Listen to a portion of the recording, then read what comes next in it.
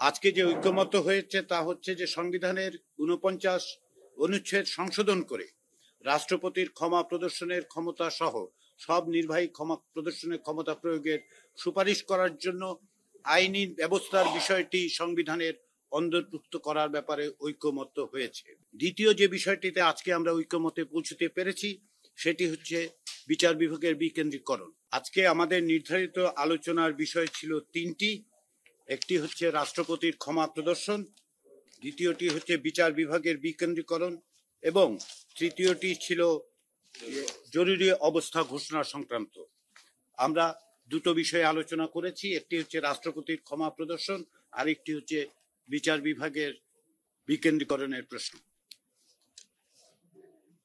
রাষ্ট্রপতির ক্ষমা সংক্রান্ত বিধান নিঃসন্দেহে আপনারা জানেন অত্যন্ত গুরুত্বপূর্ণ, কেননা গত বছরগুলোতে 16 বছরই শুধু নয়, তার আগেও আমরা দেখেছি রাজনৈতিক দলগুলো বিবেচনা করেছেন যে রাষ্ট্রপতির হাতে যে ক্ষমতা দেয়া হয়েছে সেই ক্ষমতা ক্ষমা প্রদর্শনের সেই ক্ষমতার ব্যাপক অপব্যবহার হয়েছে, রাজনৈতিকভাবে ব্যবহার হয়েছে।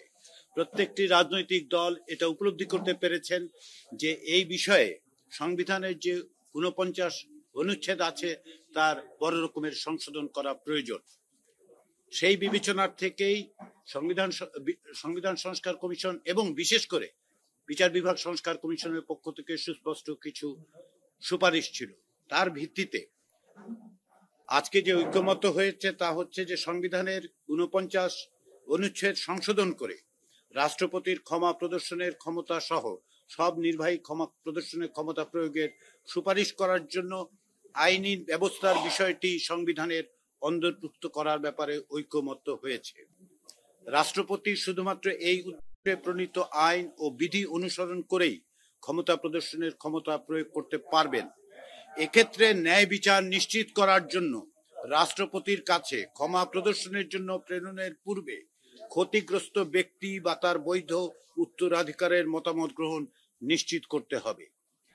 এই দিক থেকে বিবেচনা করে ঐক্যমত্যের জায়গায় যেখানে সেটা হচ্ছে যে সংবিধানের ৪৯ অনুচ্ছেদ নিম্নোক্তভাবে সংশোধন করার ব্যাপারে ঐক্যমত্য তৈরি হয়েছে। ক্ষমা প্রদর্শনের অধিকার, অনুচ্ছেদ ৪৯, কোনো আদালত, ট্রাইব্যুনাল বা অন্য কোনো কর্তৃপক্ষ কর্তৃক প্রদত্ত যে কোনো দণ্ডের মার্জনা, বিলম্বন ও বিরাম মঞ্জুর করিবার এবং যে কোনো দণ্ড মওকুফ, স্থগিত বা হ্রাস করিবার ক্ষমতা রাষ্ট্রপতির থাকিবে এবং আইন দ্বারা নির্ধারিত মানদণ্ড, নীতি ও পদ্ধতি অনুসরণ ক্রমে উক্ত ক্ষমতা প্রয়োগ করা হবে। আমরা মনে করি যে সংবিধানের ৪৯ অনুচ্ছেদের সংশোধনের যে প্রস্তাব ঐক্যমত্য কমিশনের পক্ষ থেকে তৈরি করা হয়েছিল তার আলোকে যে রাজনৈতিক ঐক্যমত্য তৈরি হয়েছে সেটা ভবিষ্যতে সংবিধানে অন্তর্ভুক্তের মধ্যে দিয়ে বাস্তবায়িত হবে এবং এতদিন ধরে যে অব্যাহত ব্যবস্থা ছিল, রাজনৈতিকভাবে ক্ষমতার ব্যবহার করা হয়েছিল, সেটা বন্ধ হবে। দ্বিতীয় যে বিষয়টিতে আজকে আমরা ঐক্যমতে পৌঁছতে পেরেছি সেটি হচ্ছে বিচার বিভাগের বিকেন্দ্রীকরণ। এক্ষেত্রে আমরা বিশেষ করে যেটা লক্ষ্য করেছি বা যে বিষয়ে মনোযোগ দিয়েছি সেটা হচ্ছে হাইকোর্টের বিষয়টি।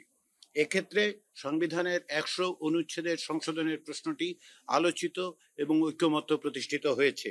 এখানে বলা হয়েছে যে রাজধানীতে সুপ্রিম কোর্টের স্থায়ী আসন থাকবে, তবে রাষ্ট্রপতির অনুমোদন নিয়ে বিচারপতির সময়ে সময়ে যে সার্কিট বেঞ্চ প্রতিষ্ঠা করতে পারতেন, তার বদলে আমরা যেটা বলছি যে রাজধানীতে সুপ্রিম কোর্টের স্থায়ী আসন থাকবে, তবে রাজধানীর বাইরে প্রতিটি বিভাগে প্রধান বিচারপতি কর্তৃক নির্ধারিত হাইকোর্ট বিভাগের এক বা একাধিক স্থায়ী বেঞ্চ থাকবে। অর্থাৎ হাইকোর্টের স্থায়ী বেঞ্চ বিভাগীয় পর্যায়ে প্রতিষ্ঠা করার ব্যাপারে ঐক্যমত্য তৈরি হয়েছে। এজন্য সুস্পষ্টভাবে সংবিধানের ১০০ অনুচ্ছেদে পরিবর্তন করার প্রয়োজন হবে এবং সেই ব্যাপারে ঐক্যমত্য তৈরি হয়েছে। আমরা তৃতীয় বিষয়টা নিয়ে আজকে আলোচনা করিনি, জরুরি অবস্থা নিয়ে। এর একটা অন্যতম কারণ হচ্ছে এই যে জরুরি অবস্থা ঘোষণা সংক্রান্ত ঐক্যমত্য কমিশনের পক্ষ থেকে যে প্রস্তাব ছিল সেই প্রস্তাবটি ছিল এনসিসি কেন্দ্রিক। যেহেতু এনসিসির প্রস্তাবটা এখন টেবিলে নেই, সেহেতু আমরা মনে করেছি যে জাতীয় ঐক্যমত্য কমিশন আবার বসে নতুন করে অতীতে ২ মাস ধরে রাজনৈতিক দলগুলোর সাথে যে আলোচনা হয়েছে তার পরিপ্রেক্ষিতে সেই আলোকে জরুরি অবস্থা সংক্রান্ত বিষয়ে আমরা একটি নতুন প্রস্তাব হাজির করব। আগামী 3 দিন আলোচনা হবে না ছুটির কারণে, তারপরে আমরা বসবো। আমরা আশা করছি আগামী সপ্তাহে আরো বেশ কিছু অগ্রগতি অর্জন করা যাবে। আপনাদের সবাইকে ধন্যবাদ।